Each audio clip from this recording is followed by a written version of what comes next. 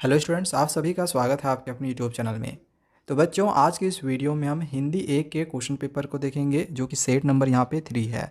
अगले वीडियो में सेट 1 और 2 के भी क्वेश्चन पेपर को मैं अपलोड कर दूंगा। आपके एग्जामिनेशन में यहाँ से क्वेश्चंस मिल जाएंगे।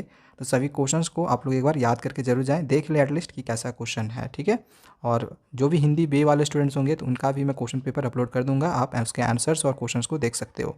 तो चलिए क्वेश्चंस को देखते हैं। यहाँ पे खंड का जो कि हमारी पाठ्य पुस्तक है उसमें से यहाँ पे क्वेश्चन दिया गया है। का नंबर है, लखनवी अंदाज पाठ में नवाबी परंपरा यानी कि पतनशील सामंती वर्ग पर व्यंग्य किया गया है, इसको स्पष्ट करना है, ठीक है। तो आंसर्स हमने यहाँ लिख दिया है ताकि आप लोग को ज़्यादा इधर उधर खोजना ना पड़े। क्वेश्चन और आंसर दोनों दिए हुए हैं, इसको आप एक बार जरूर देख ले और इसको याद कर ले, बस पढ़ ले, रीड कर ले, आपको अपने आप जो सारी चीज़ें हैं वो समझ में आ जाएगी।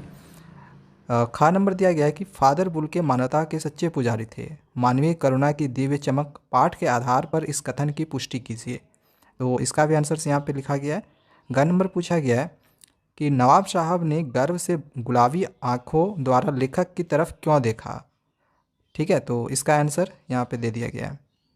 नेक्स्ट क्वेश्चन नंबर घ दिया गया है, मानवीय करुणा की दिव्य चमक पाठ में लेखक को फादर बुल्के बड़े भाई और पुरोहित जैसे क्यों लगते हैं। तो इसका आंसर यहाँ पे देख सकते हो आप। जो क्वेश्चन है वो मैं आप लोग को यहाँ पे पढ़ दे रहा हूँ ताकि जब क्वेश्चन मैं पढ़ूँ तो उसके आंसर्स को एक बार आप रिवाइंड करो। आपने अगर चैप्टर पढ़ा हुआ है तो, नहीं पढ़ा हुआ है तो आंसर्स मैंने ऑलरेडी लिखे हुए हैं, उसको आप पढ़ लो, बस एक बार रीड कर लो, ठीक है। आपको रट्टा मारने की जरूरत नहीं, बस एक बार रीड कर लो, अपने आप दिमाग में आ जाएगा, उस आंसर को आप लिख सकते हो। सेकेंड नंबर का यहाँ पे क नंबर क्वेश्चन दिया गया है कि कन्यादान कविता में वस्त्र और आभूषणों को क्या कहा गया है और क्यों। तो ये सब जो है क्वेश्चन ये काव्यांश से, ऊपर वाला जो था वो गद्यांश से था, ठीक है।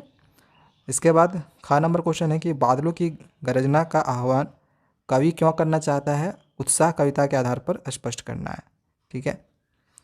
ग नंबर दिया गया है, अट नहीं रही है कविता में किस ऋतु का वर्णन है और ऐसी कौन सी चीज़ है जो नहीं अट रही है। तो यहाँ पे आंसर है इसका। नेक्स्ट घ नंबर पूछा गया है, उसे सुख का आभास तो होता था लेकिन दुख बांटने नहीं आता था, या बांटने लिखा है, बांटने होगा, ठीक है, दुख बांटने नहीं आता था। कन्यादान कविता के आधार पर भावार्थ स्पष्ट करना है इसका। तो चलिए ये क्वेश्चन हो गया।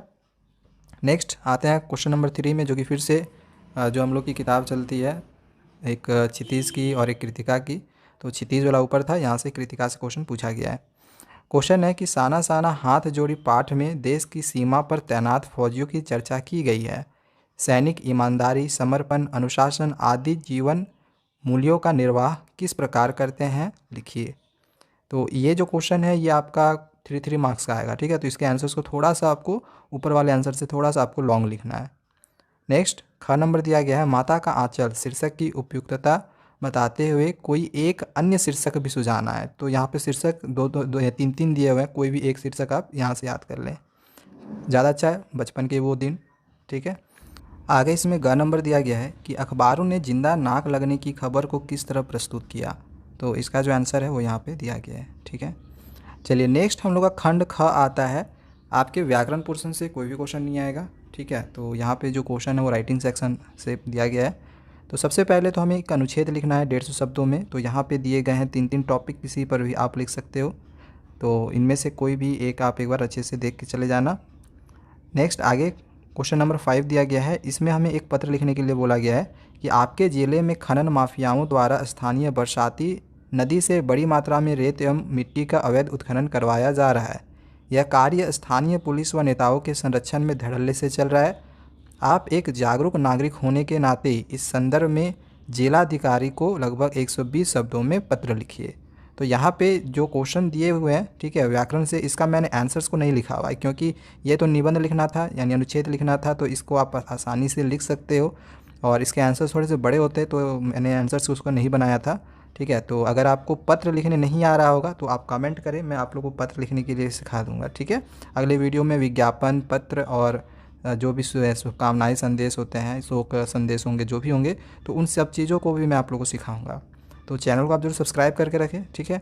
यहाँ पे एक और लेटर पूछा गया है कि आप विवेकानंद इंटरनेशनल स्कूल छात्रावास के कमरा नंबर 15 में रहने वाले अजय शर्मा हैं, अपने द्वारा की गई किसी भूल के बारे में बताते हुए अपने पिताजी को लगभग 120 शब्दों में पत्र लिखिए। मतलब आपने कोई गलती की है, कोई भूल की है, तो उसके बारे में अपने पिताजी को एक पत्र लिखना है क्षमा प्रार्थना के लिए, ठीक है। तो यहाँ पे ये वाला क्वेश्चन हो गया।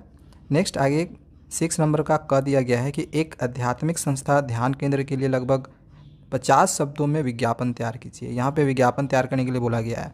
ठीक है, हम सीखेंगे, आप लोग को मैं सिखाऊंगा कैसे विज्ञापन तैयार किया जाता है, या फिर अथवा में दिया गया है, दोनों में से कोई एक बना सकते हो। नहाने के साबुन का एक आकर्षक विज्ञापन लगभग 50 शब्दों में लिखिए।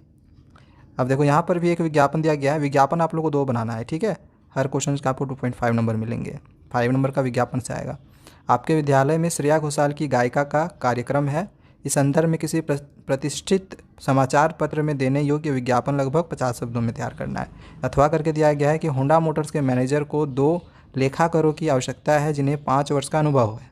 तो लगभग 50 शब्दों में एक विज्ञापन फिर से तैयार करना है।